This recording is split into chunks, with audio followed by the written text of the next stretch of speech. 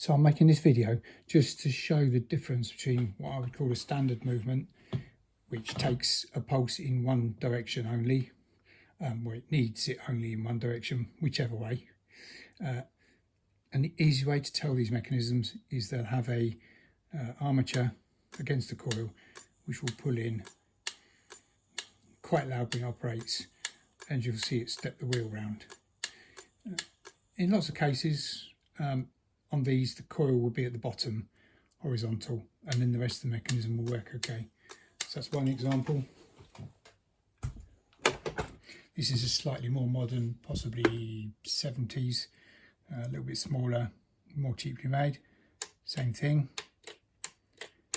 So that will be what I call a standard type mechanism, and would use my EC4A to pulse it. So the other types of mechanisms you can get are ones that require alternating polarity. So here, for example, is one that you might find in the back of the clock. So this needs an alternating polarity pulse. In other words, pos neg one pulse and then neg pos the other, reversing each time, whether it's a 30-second step in or 60-second step in. Some of them have the ability to work at 12 volts or 24 volts by adjusting these links. You need to look at the little diagram that might be on the cover or even on the coil. And kind of the easy way to tell these is this will have a rotor rather than a magnet pulled in. It's got a rotor which you can kind of feel pulls round each half a turn, quarter of a turn, or whatever.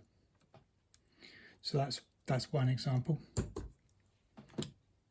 Here's another one from a Westerstrand clock, a bit more modern, very small rotor in there, like armatures that come up and round, electrically operated to make neg and pos poles on each side. And this particular one has a little wheel where you can adjust the time. You can feel it stepping around. On this particular one coil which will be operated at 24 volts. In most cases, a lot of these will have a cover, and if you look on the cover it will say exactly what it needs: 24 volt reverse polarity. And here is a slightly more modern English Gents version. Nice cover, tells you what it needs: 24 volts, alternating polarity, intervals of 1 minute. Now if you look at this one, again it's just very slightly different in that it's mounted vertically and has this small knob where you can turn it and change the time, but also you see it spinning the rotor. And if we go to another mechanism, one of my favourites, I particularly like these. This is the Pragotron mechanism. This one is set up to work at 24 volts. I've seen these also at 60 volt working. So these have got the same thing, they've got a rotor, and when they step round they've got a positive lock in, so it stops backlash on the hand. Yep. And then last but not least is a French one which looks slightly different to all of them. This is a Brillier mechanism, and each alternating pulse will make the armature rock a bit like a traditional pendulum clock, and you see it stepping round and moving the, I'm going to call it ratchet wheel. In a traditional clock it would be called the escape wheel. See it stepping it around.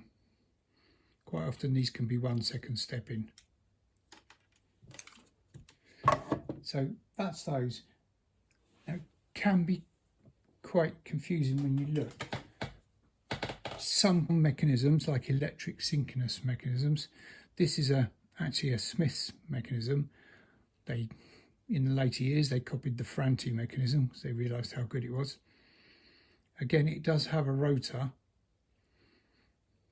but what you'll notice with this one, apart from the fact on the case it will say 220 volts and AC, but it'll also have a starting handle to spin the rotor, which is kind of one of the things to identify a synchronous clock. So that works straight from the mains. That's the kind of clock where you need somebody who really knows what they're doing to check it out before you plug it in or do anything. Interestingly, quite often the slave clocks, these will come with what looks like mains wire attached to them, which is used for wiring them up. But don't, if you're not absolutely sure, don't ever connect them to the mains. And just another example, this is an early Ferranti mechanism. It's got the spinning wheel, but it's also got a starting knob which you spin. So these are mains AC synchronous clocks and not slave clocks.